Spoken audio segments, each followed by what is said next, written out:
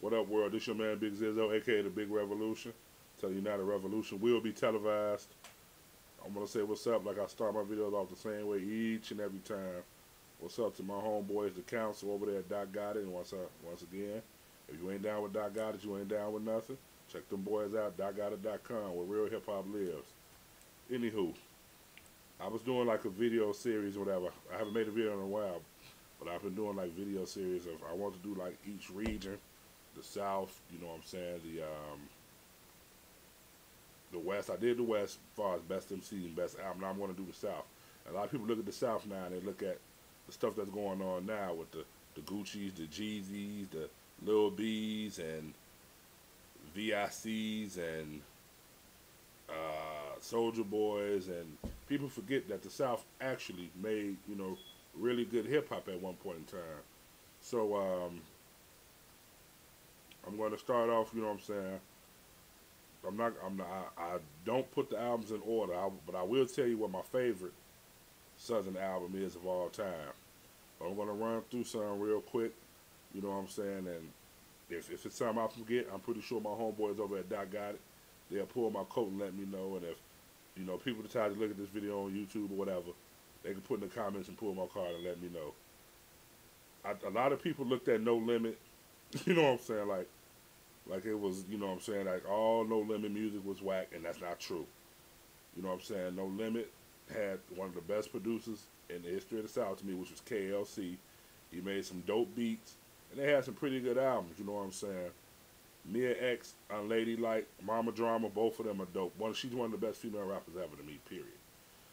Mystical, Ghetto Fabulous, and Unpredictable, both were really good albums. Fiend, his album, the name of his album, the one I liked was escaping me right now, but it was good. Mac, you know what I'm saying? He was really good. It's just funny that I'm talking about how good these albums are, but the names are escaping me. But No Limit had some, they had some quality albums. See Murder, Life or Death. They had some quality albums. Another one is Cash Money. You know what I'm saying? With another dope producer, Manny Fresh, and Cash Money had some pretty good albums too. You know what I'm saying? They had Juveniles, 400 Degrees, which is probably, that was everywhere. You know what I'm saying? Everywhere you went, you heard that. And the Hot Boys, Guerrilla Warfare, which I think is damn near classic. See, the thing about living in Chicago, you know what I'm saying? By us being in the middle of the country, we get hip hop from everywhere. You know what I'm saying? Hip hop is not like, some people say people on the East Coast have an East Coast bias. In Chicago, it's not like that. We get music from everywhere. You know what I'm saying? So it's not like one particular region dominates music here. You know what I'm saying? We get music from everywhere. Okay, you got Little Brother, you know what I'm saying, who I love. Their first two albums, The Listening and The Minstrel Show, both bona fide classics. Minstrel Show is one of the best albums in the history of the South. The Clips, first two, their albums, both of them, the first classics. You know what I'm saying? Both of them. Lord Willing, Hell Have No Fury, classics.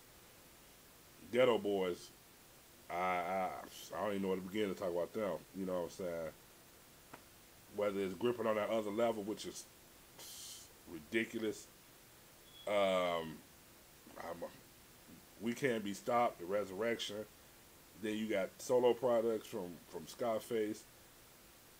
Mr. Scarface is back. The World Is Yours. Untouchables. The Fix. And my favorite that he made, The Diary, which is definitely one of my favorite albums ever from a Southern MC. Dope. Two Live Crew.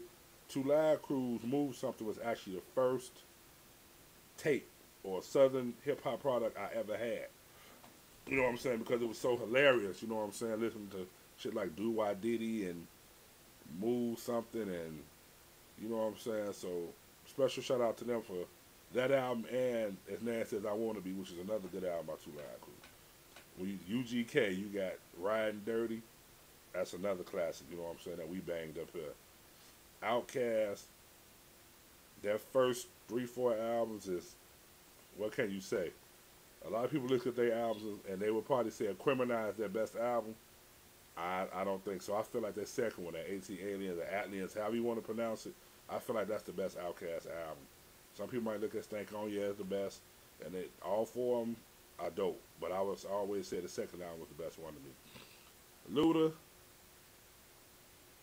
even though he was born right here in Illinois, but he's a Southern transplant, so his first album, Back for the First Time, and Chicken and Beer, I love them both. Chicken and Beer is no doubt my favorite album by Ludacris. T.I., I would only say one of his albums to me would even be considered as a great album, and that's Trap Music. He's had some good albums, but Trap Music is the one I would put up there as being his best.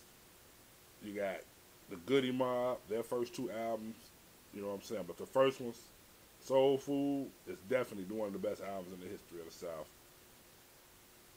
An album that a lot of people, you know what I'm saying, I know a lot of people probably never heard, but even Scarface himself said this was the best album in the history of the South by a group called Odd Squad, called Fat Enough for Everybody.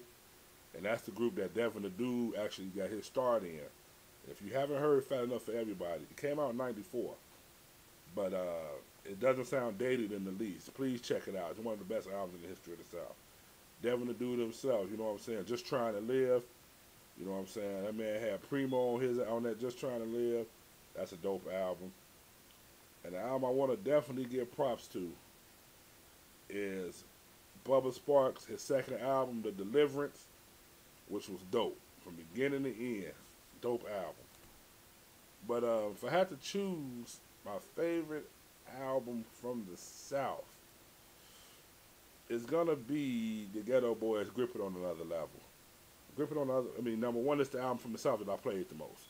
And number two was just dope. Period. From wall to wall.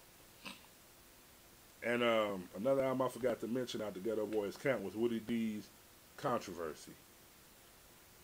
That album, we listened to that album all day laughing, all night laughing. Woody D, he's extremely underrated. I'll talk more about him in the next video. But Controversy with stuff like welfare bitches, bald headed hoes, I need some pussy. I mean, the album is just classic and it's hilarious. But if I had to say, I'm gonna try to name my top 5 albums from the South. Number 1 would be Ghetto Boys' "Grip It on Another Level." Number 2 would probably be Scarface, "The Diary." Number 3, Outkast with "Aliens." Number 4, Outkast again, "Criminal." And number 5 would probably be The Minstrel Show. And Goody Mob would probably be 6 with that first. It's really hard, but number 1 for sure would be would be the Ghetto Boys' "Grip It on the Other Level." You know what I'm saying? You also got, Cunning Linguist, "Real Rap for Food." I mean, it's just, a lot of people look at the South and they laugh at the South now because of what it is now, but like my man said, the South got something to say. This your man Big Zizzo signing off. Hope you enjoyed the video. Doc Got It. Check him out. DocGotIt.com. Check him out. Peace.